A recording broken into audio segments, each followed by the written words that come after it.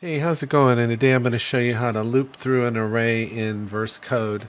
So this is pretty straightforward. I just have an island template scene and I have a HUD device in it and I've got a trigger and then I've got my verse device that's linked to my trigger and my HUD message device.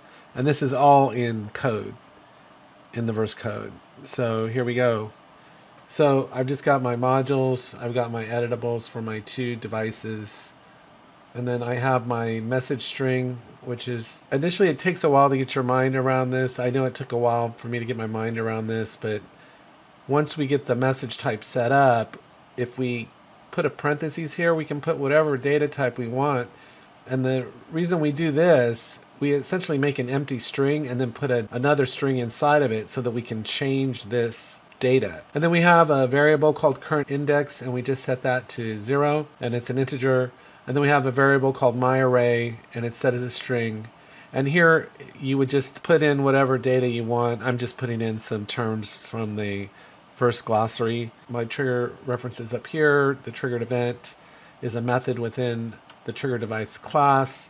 And then we subscribe to this function that I've written down here, which basically contains our code. We call the array, we have to do it within an if statement because it could fail. So we just call the array with the current index value here and assign it to new message. And then whatever that value is, we set our my HUD set the text with my message and the new message. So this just keeps cycling through our strings then, because this is a string type here. But remember, this is an empty string and we pop this inside that empty string. So it's kind of confusing. That's why this is parentheses inside of parentheses, because this is an empty string. This is a string type inside of a string. So this just reflects that.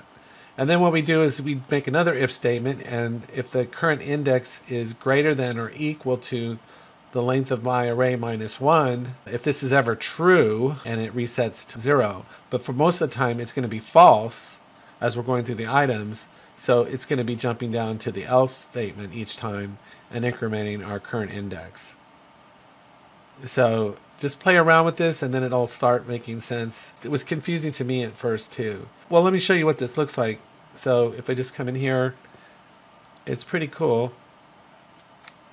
I have it running already, but you just go over the trigger device and it goes access level. You see the words just keep coming in because we're just looping through the array one item at a time.